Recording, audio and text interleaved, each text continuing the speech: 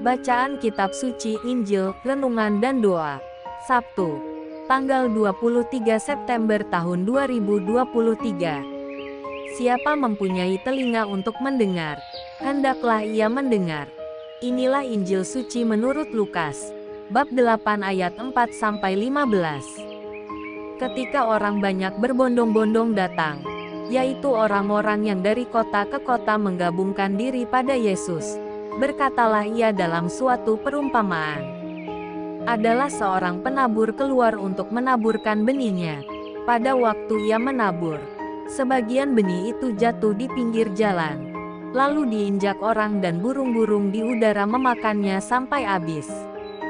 Sebagian jatuh di tanah yang berbatu-batu, dan setelah tumbuh ia menjadi kering karena tidak mendapat air. Sebagian lagi jatuh di tengah semak duri, dan semak itu tumbuh bersama-sama dan menghimpitnya sampai mati. Dan sebagian jatuh di tanah yang baik, dan setelah tumbuh berbuah 100 kali lipat. Setelah berkata demikian Yesus berseru, "Siapa mempunyai telinga untuk mendengar, hendaklah ia mendengar." Murid-muridnya bertanya kepadanya, "Apa maksud perumpamaan itu?" Lalu ia menjawab, "Kepadamu diberi karunia untuk mengetahui rahasia kerajaan Allah, tetapi kepada orang-orang lain hal itu diberitakan dalam perumpamaan, supaya sekalipun memandang, mereka tidak melihat dan sekalipun mendengar, mereka tidak mengerti."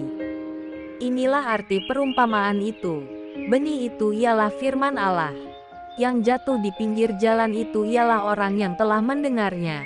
Kemudian datanglah iblis lalu mengambil firman itu dari dalam hati mereka, supaya mereka jangan percaya dan diselamatkan. Yang jatuh di tanah yang berbatu-batu itu ialah orang yang setelah mendengar firman itu, menerimanya dengan gembira. Tetapi mereka itu tidak berakar. Mereka percaya sebentar saja dan dalam masa pencobaan mereka murtad. Yang jatuh dalam semak duri ialah orang yang telah mendengar firman itu, dan dalam pertumbuhan selanjutnya mereka terhimpit oleh kekhawatiran dan kekayaan dan kenikmatan hidup, sehingga mereka tidak menghasilkan buah yang matang. Yang jatuh di tanah yang baik itu ialah orang yang setelah mendengar firman itu, menyimpannya dalam hati yang baik dan mengeluarkan buah dalam ketekunan. Demikianlah sabda Tuhan. Shalom, siapa mempunyai telinga untuk mendengar, hendaklah ia mendengar. Perumpamaan dalam perikopa Injil hari ini, Lukas bab 8 ayat 4-15 mengingatkan kita untuk senantiasa mendengarkan sabda-sabda Tuhan.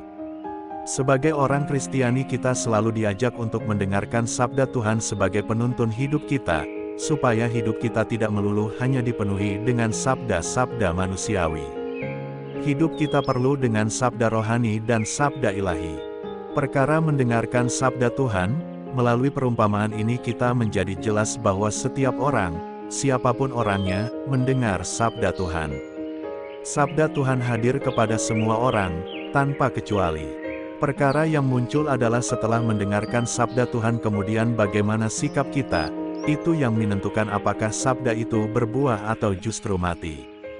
Sebagai orang Kristiani, pasti kita sudah pernah paling tidak, bahkan sering, membaca kitab suci dan mendengarkan sabda Tuhan.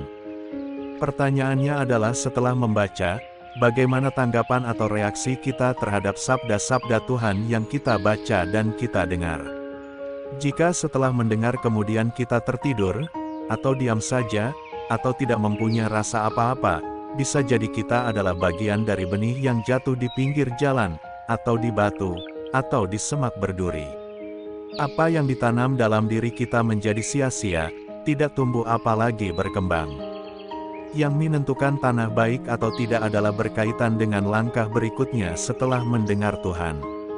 Benih dan pupuknya mempunyai jaminan kualitas yang tidak terbantahkan. Namun jika hanya diamkan saja, tidak pernah dirawat, semuanya akan menjadi sia-sia. Tumbuh hanya sebagian sangat kecil, tidak tumbuh sempurna dan berbuah lebat. Tumbuh baik dan menghasilkan buah adalah panggilan setiap dari kita. Hidup kita tentu saja harus dipertanggungjawabkan, tidak bisa hanya menumpang hidup di dunia ini. Permasalahan yang bisa diukur adalah buah apa dan seberapa banyak yang sudah kita hasilkan. Mari mohon rahmat Tuhan agar kita mampu melakukan aksi setelah mendengarkan sabda Tuhan. Mari berpartisipasi dalam karya ilahi dengan saling berbagi nilai-nilai kebaikan manusiawi kepada sesama. Semoga hidup kita semakin menjadi pujian bagi yang ilahi. Marilah berdoa. Ya Tuhan, bantulah kami agar kami mampu selalu menjadikan sabda-Mu sebagai keselamatan kami. Ajarilah kami agar mampu mendengarkan sabda-Mu dan melaksanakannya dalam hidup kami. Semoga kata kami cermin menjadian dari kata-Mu sendiri, sehingga hidup kami menjadi berkat bagi sesama. Amin. Tuhan Yesus memberkati. RHPE Channel.